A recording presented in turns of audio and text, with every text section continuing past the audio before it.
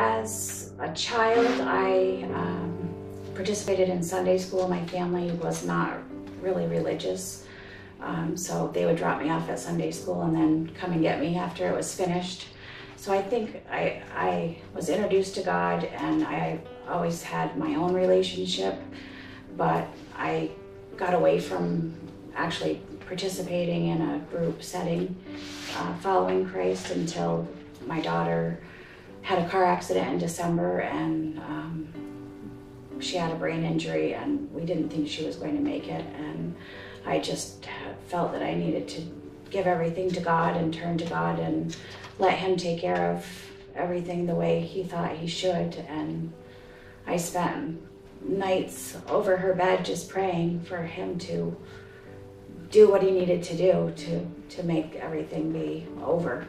And He had a plan for her, and obviously she's still here. So I think that's really what started me following God and coming to church. And I finally just decided that I needed to trust in God to take care of things. I needed help. Everything is just much bigger than me. And coming here, I feel like I'm part of a group, and I not only have God taking care of my problems, but I have other people. I just remember listening on Easter morning, and it just all of a sudden everything hit me, and I started crying, and I couldn't stop crying the entire church service.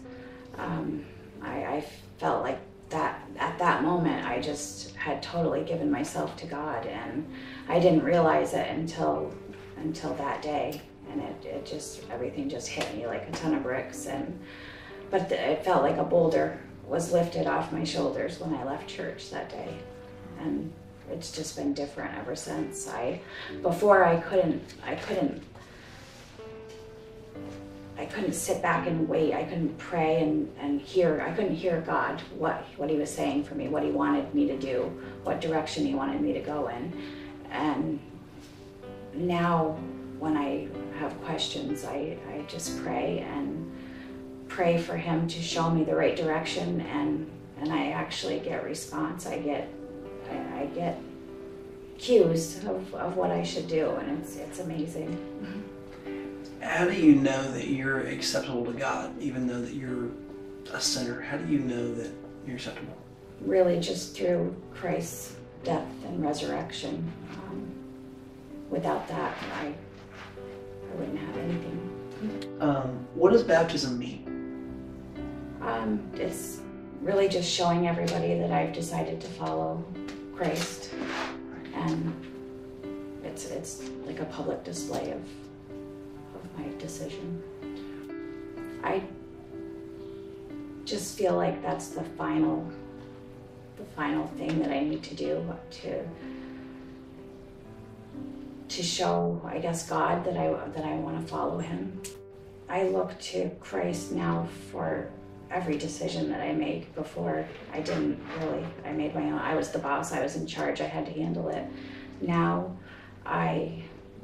before I do things, I stop and think if it's something that God would want me to do, number one, and if I don't know, if it's a decision that I need to make in my own life, I still look to God for the answer.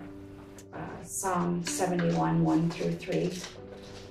And it's, Lord, I seek refuge in you. Let me never be disgraced. In your justice, rescue and deliver me. Listen closely to me and save me. Be a rock of refuge for me where I can always go. It makes me feel like I can talk with God and I have someone to turn to when I feel like there's no one else to turn to. I always have God to turn to. It's made my life feel easier anyway. Probably coming every Sunday and listening to you and how you teach and learning the Bible and what it actually means. I don't get that.